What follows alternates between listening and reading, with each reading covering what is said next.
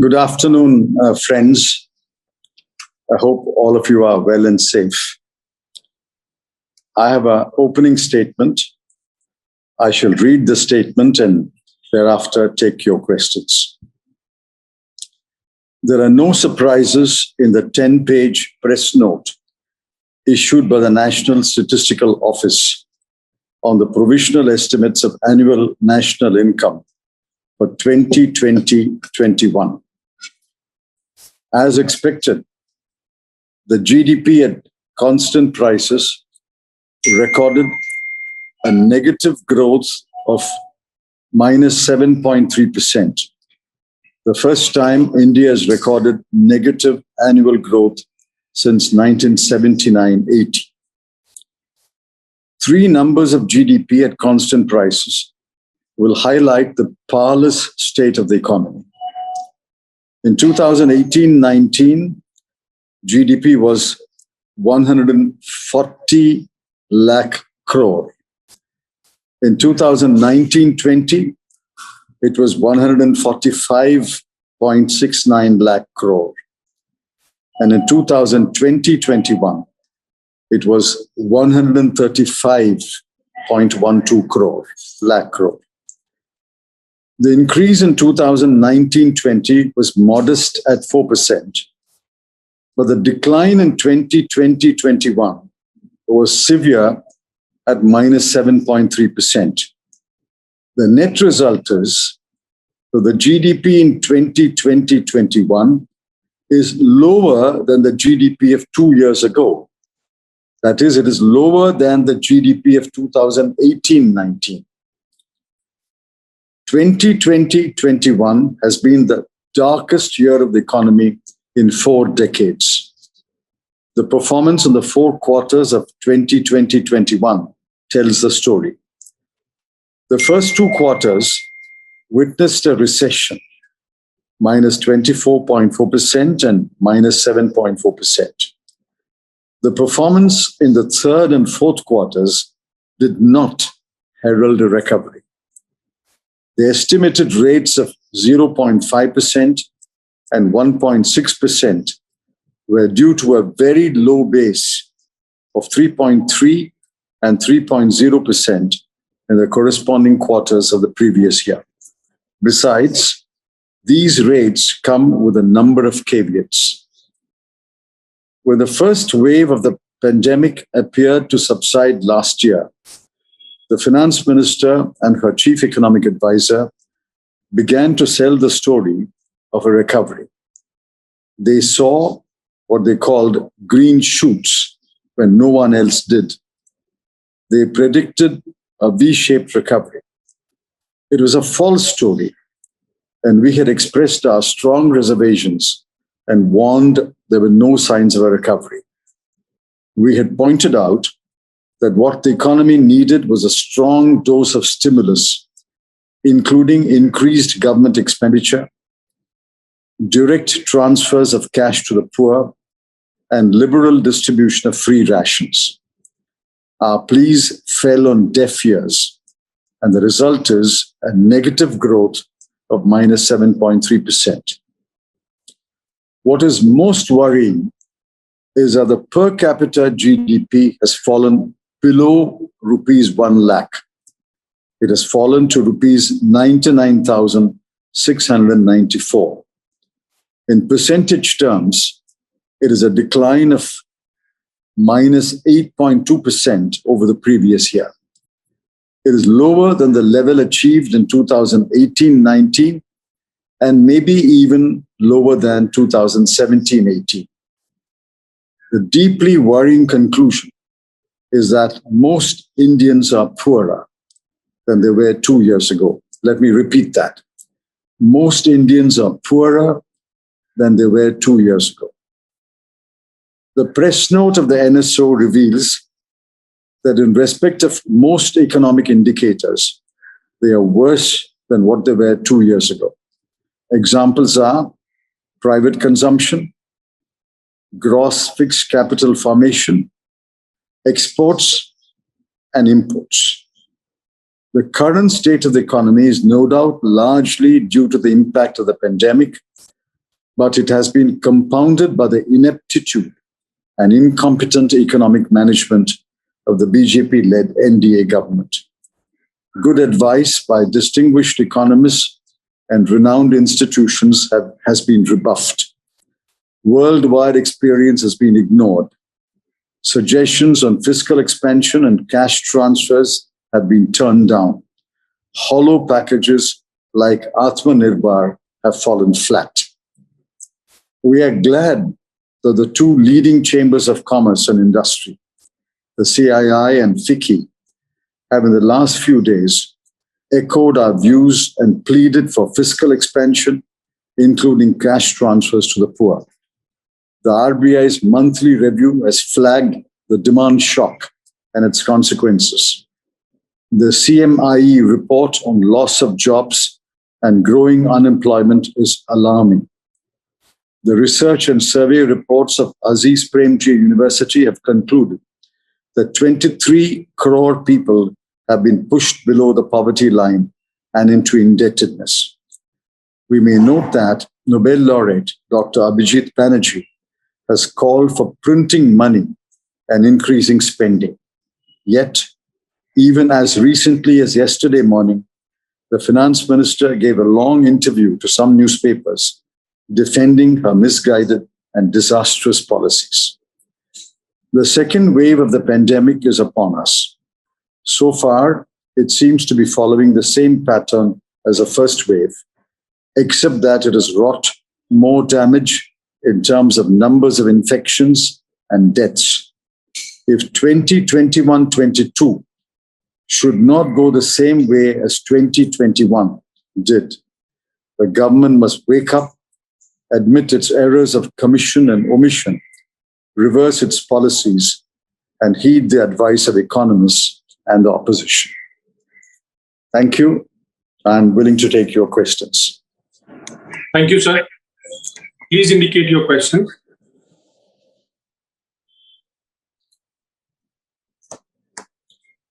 Sir पूछूं जैनेंद्र जी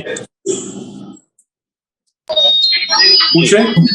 जी Chidambaram sir, मेरा सवाल है कि जैसा आपने अपने स्टेटमेंट में भी कहा कि कुछ अर्थशास्त्रियों ने सरकार को नोट प्रिंट करने का सुझाव दिया है, आपकी क्या राय है? क्या आप भी इस सुझाव के फेवर में हैं कि मौजूदा परिस्थिति में सरकार को प्रिंट करना चाहिए currency? Yes, if necessary, the government must print money. We have the space and the sovereign right to print money. And if at any point the government feels that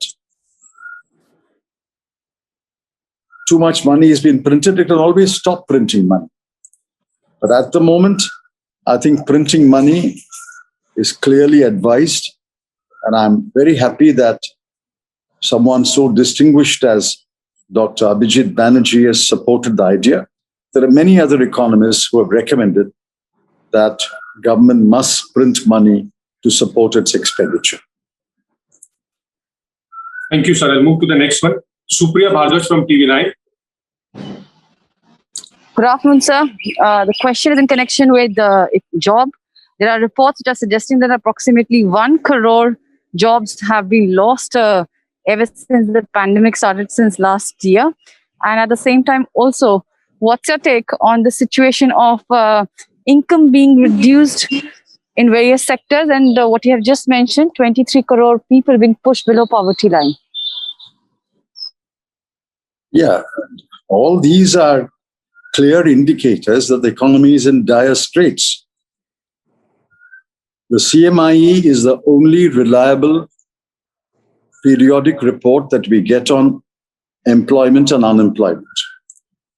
They have highlighted, and Mr. Mahesh Vyas has come on several shows to say, two things are absolutely true. One, the labor force participation rate is declining and unemployment is growing. I've given out the figures in my column last Sunday.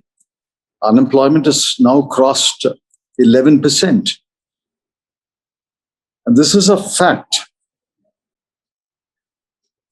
Azim Premji University research shows that 23 crore people may have been pushed below the poverty line.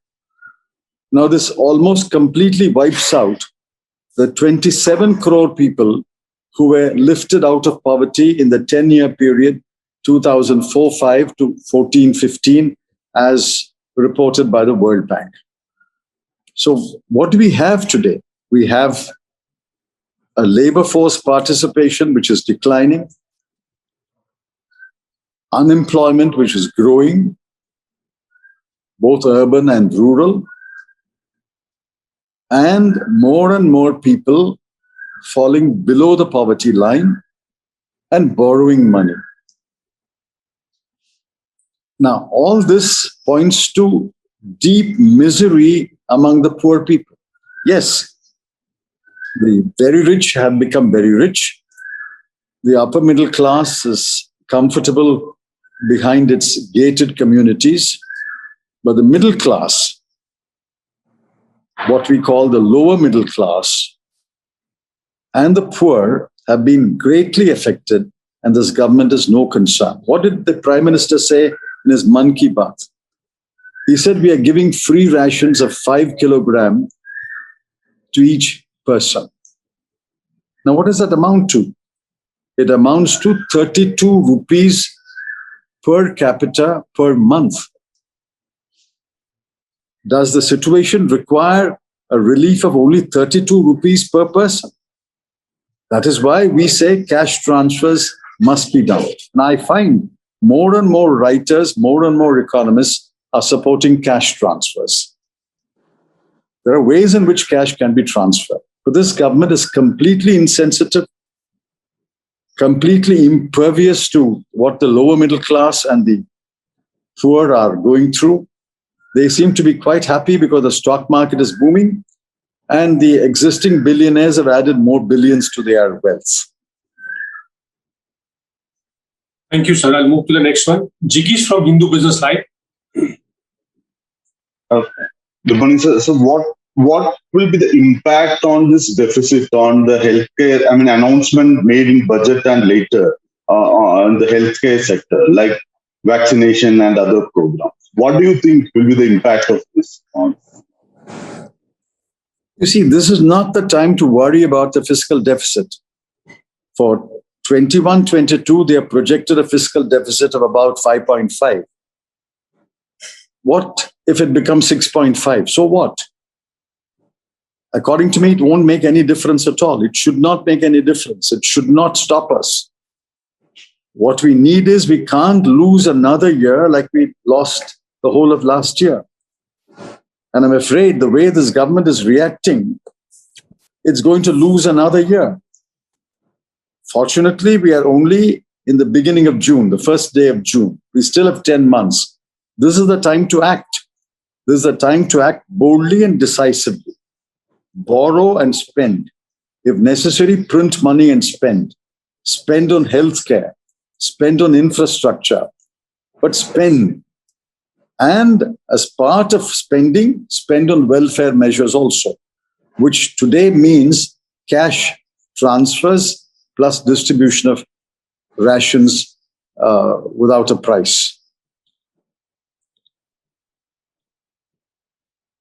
Okay, sir. Siddharth from ANI. नमस्कार sir. नमस्कार. ये है कि जो आप सुझाव दे रहे हैं, अगर सरकार उनको मानती है, पहली बात तो अगर मान लेती है तो कब तक, अगर वो मानती भी है तो कब तक इकोनॉमी स्ट्रीमलाइन हो पाएगी? और दूसरा, झारखंड के चीफ मिनिस्टर ने प्राइम मिनिस्टर को ये लेटर लिखा है कि वैक्सीनेशन प्रोग्राम नहीं कर पाएंगे वो अंडर 45 एज के लोगों का, क्योंकि फाइनेंशियल क्रंच स्टेट झेल रही हैं, क्योंकि जीएसटी का पैसा उन लोगों को पहले नहीं मिल रहा था, फाइनेंशियल क्रंच झेल रही हैं. तो इस ओवरऑल सिचुएशन का इम्पैक्ट वैक्सीनेशन पे भी पड़ेगा क्या? No, I've understood the part about vaccination. I've understood the part about GST compensation not being given to the states on time. Is there any other aspect, Pranav?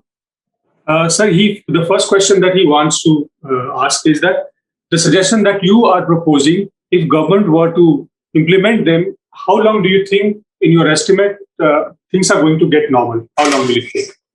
No one can predict when things will get better, because we don't know whether there will be a third wave or a fourth wave. All that we can say is, if you don't do the steps that we are advocating, things will not get better. On that, I'm absolutely sure. It's only if you do the things that we are advocating, things will get better, or things have a chance to get better.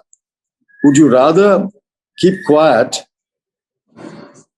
sit on your haunches and do nothing, and allow whatever will happen to happen? It's much better to do something which has a chance of success rather than do nothing, which will certainly result in disaster. That is why a number of people are recommending take steps, bold, decisive steps now, and try to see whether you can ward off a greater disaster. If there is a third wave and a fourth wave, unless you take steps now, how will you prevent the consequences of a third wave or a fourth wave? This is the mistake they made last year. They did not take the steps that we advocated should be taken. And when the second wave came, they were unprepared, both on the health infrastructure side and on the economic management side. On GST compensation, I have had a discussion about what happened in the GST Council. I think the finance minister treated the members of the GST Council with disdain. I think she just heard them and finally took no decisions. They've appointed a group of ministers to recommend on whether GST rate should be reduced on COVID-related medicine and equipment. That's a decision that should have been taken on the day they met. That's a decision that should not have taken more than 10 or 15 minutes to take. Instead of that, they have relegated to a group of ministers which will give its report on the 8th of June. I think this is called procrastination. This is called not taking a decision. And then on all other issues, she has given a short shrift. She has not responded at all. What did the meeting achieve? What is the outcome of the meeting? Zilch. You meet after 6 months, you hold a futile meeting, come out with a zilch outcome, and then say, I will consider calling a next meeting 3 months later. Well, why 3 months later? If the report of the GOM is coming on the June of 8th, you should call a meeting on the 9th of June. The law only says you must have one meeting every 3 months. That doesn't mean you must have only one meeting in 3 months. You can have 2 meetings, you can have 3 meetings, you can have a meeting every month. I think the GST Council is being treated with complete disdain and contempt by the finance minister. And the part of the question was also, sir, that the CM from Jharkhand is saying that he'll be unable to vaccinate people below 44 years because he doesn't have money. It's absolutely correct.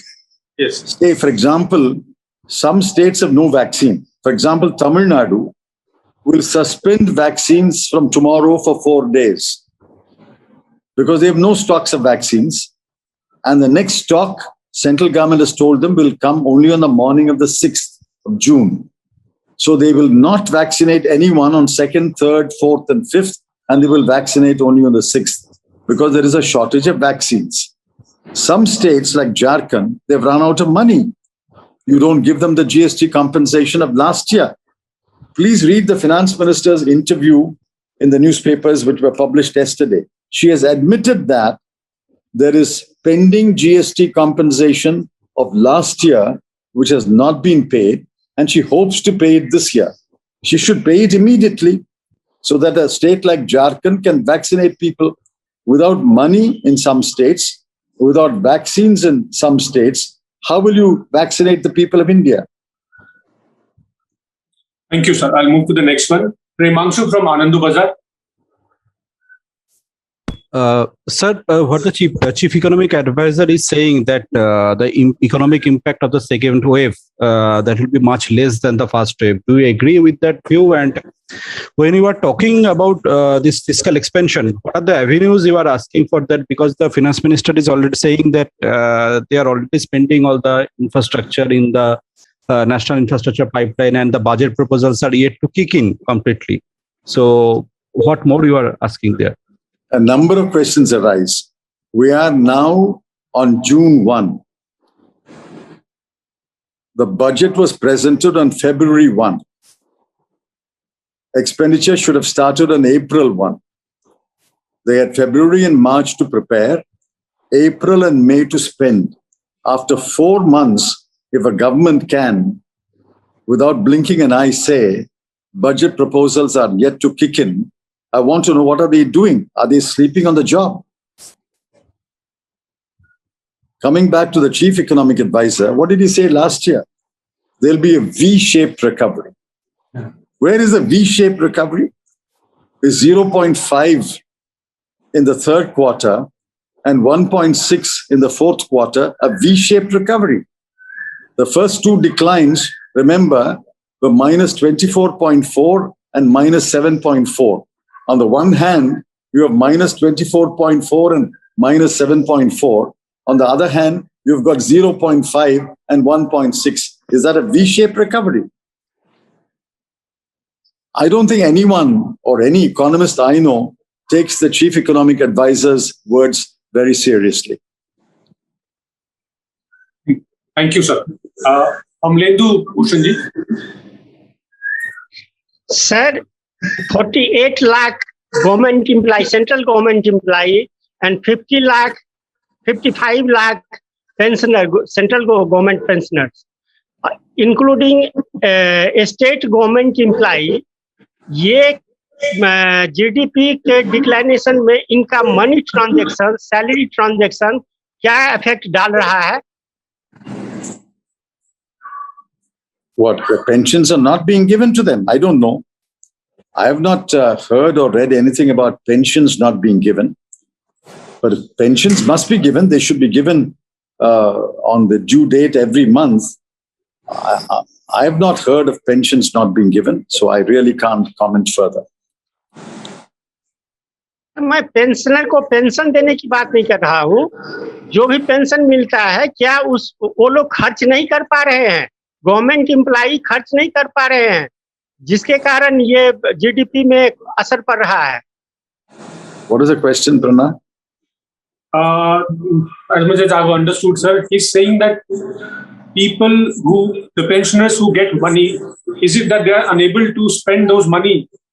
Why is it not reflecting in the economy? Why are they not able to spend? Anyway, I don't understand the question. I'm sorry. Due to uncertainty of economy and government position. I'm sorry, I don't understand the question. He's saying that people are sitting over money because of uncertainty in their future, maybe. No. They are, of course, they are not spending, but that doesn't mean they're not spending on absolute essentials like food and rent and medicine. They are spending, but they are not spending the surplus they may have because of uncertainty, which is why savings are growing. So that is absolutely true. When there is uncertainty, people will hesitate to spend. But that's a fact of life. Yes, okay. Next question, please. Yeah, and moving to the next one. Rakesh Kapoorji. Yes, sir. Yeah. Good day, Mr. Chidambaram. Good day. My question is that I am quoting you from your column across the SLA. Yes. That you have mentioned and you have warned or cautioned the country that the condition of the people of the country, under the prevailing economic conditions of the country, it will be worse than it should be. Inequality will increase and the vast majority of the people will be poorer, deeper in the debt and unhappy. And you have come to the conclusion that during the last 3 years, it is the output loss is 20 lakh crores of rupees. And I sum up with this, that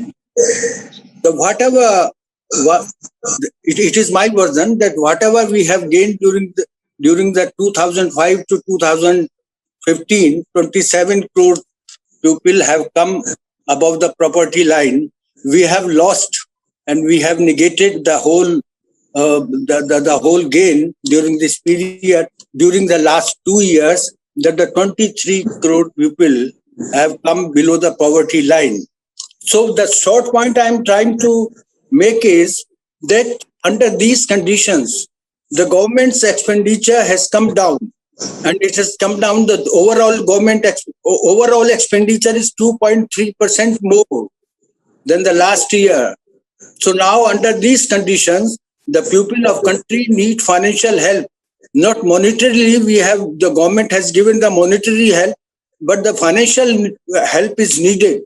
And according to your version, sir, you have never proven wrong so far the economic front of this country is concerned. I know you since the days of the Narasimha Rao government, when you were the MOS Wanijya. So now your caution and your warning is coming through that because the economy has contracted 7.5% in the 2020-21, and it will take minimum 3 years to cover the last 4% growth rate of 2018-2019. So my point is that it is the time that the government should assist people, empower people financially. Well, I'm glad you agree with me on most of the points I made in my column. Yes. And most of the points that I made today in my opening statement. I'm grateful to you. But all that we can do is speak and write and advise. All that we can do is point to data. I'm pointing to data put out by the CMIE, data put out by the NSO, data put out by the Azim Premji University. But if the government ministers are both visually challenged and hearing challenged, they don't see, they don't read, they don't hear, what is it that we can do? But please see that the people of this country are paying and will pay a huge cost.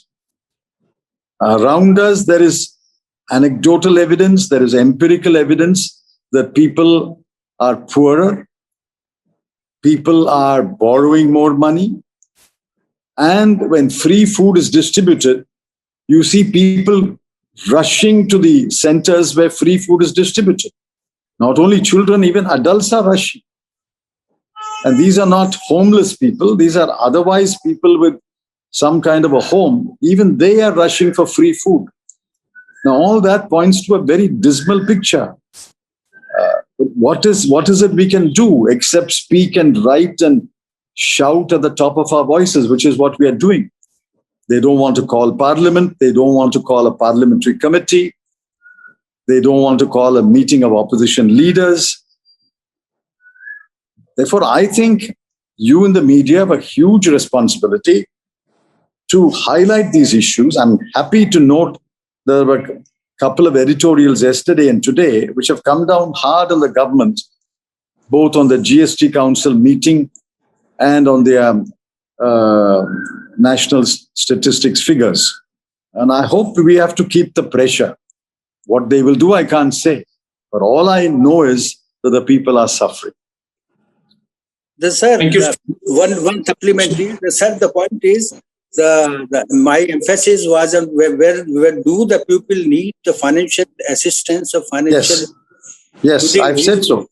Yes. They need cash transfers. They need free rations. The poor must be given cash transfers. They must be given free rations. To give 5 kilo per person for 2 months is pittance. It works out to 32 rupees a month. That's pittance. What they need is more liberal free rations and more cash transfers. Sir, we are very clear about it. Sir, Thank if the loss is 20 lakh crore rupees, if we take the 1:4 ratio, that the government needs to financially assist minimum 5 lakh crore rupees. They have to pump minimum 5 lakh crore rupees into economy. Is it right or wrong? I have not done the calculation based on the assumptions.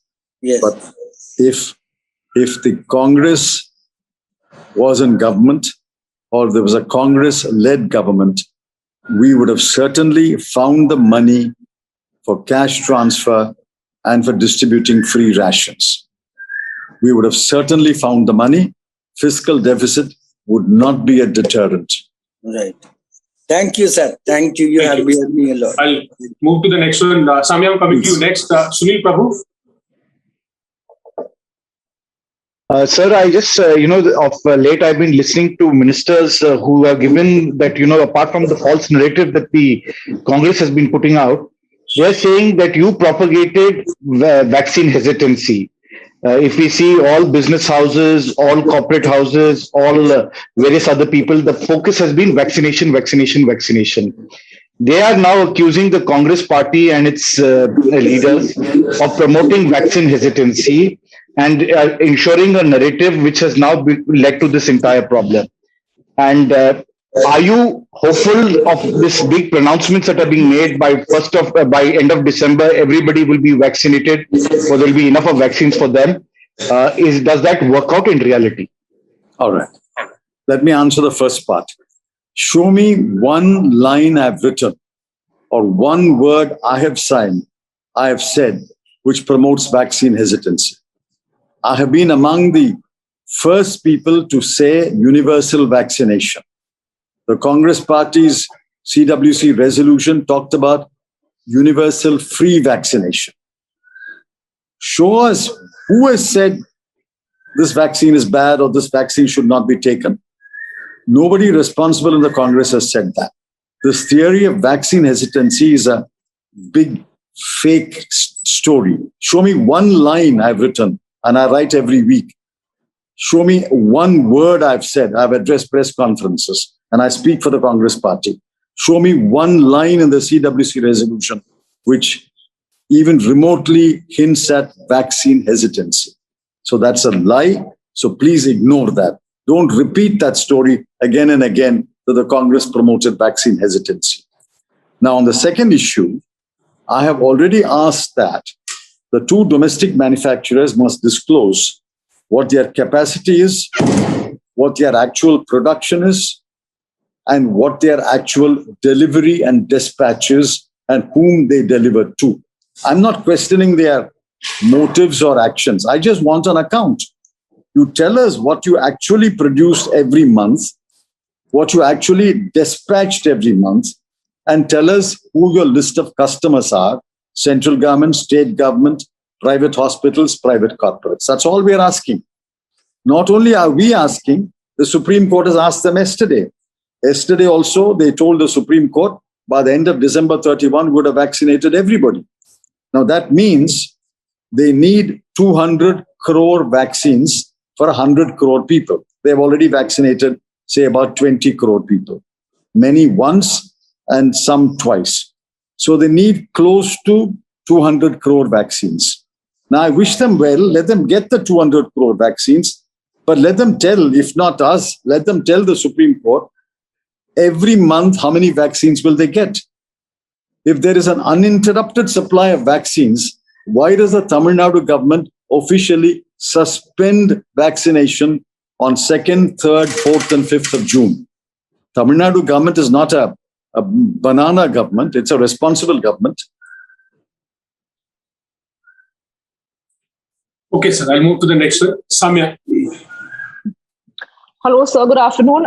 Sir, while we're talking of vaccination shortage at several states, there are reports of vaccine wastage coming from Rajasthan, where several districts have witnessed hundreds of vials being found in the garbage. There's an audit being ordered as well. So what do you have to say about it?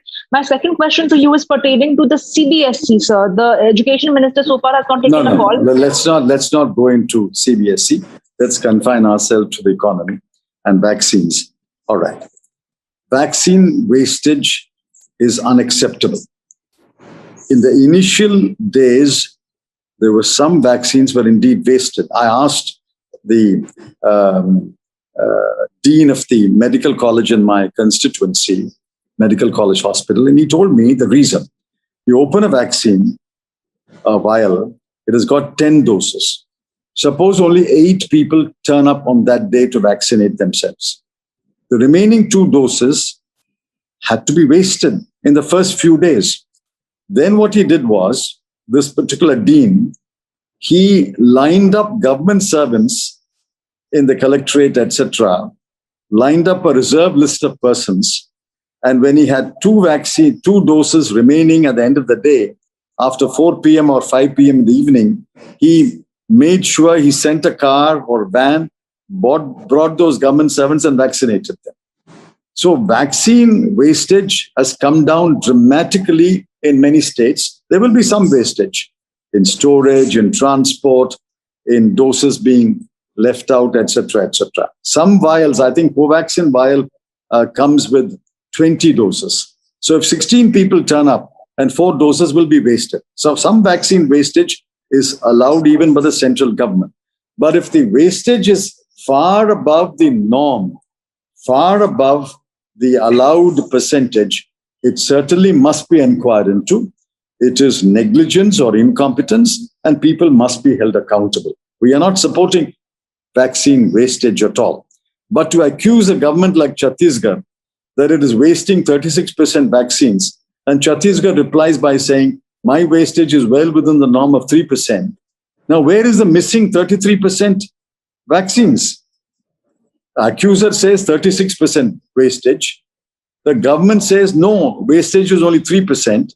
So where is the missing 33%? Which is why I wanted an audit. What was produced? There are only 2 manufacturers in India. What was actually produced every month? What was actually dispatched? And who it was dispatched to? Why don't they do an audit and give us those numbers? Anyway, they'll have to give the numbers to the Supreme Court, I think, now. Right, sir. I'll take the last question. Abdul Bari Masood. Abdul Bari ji.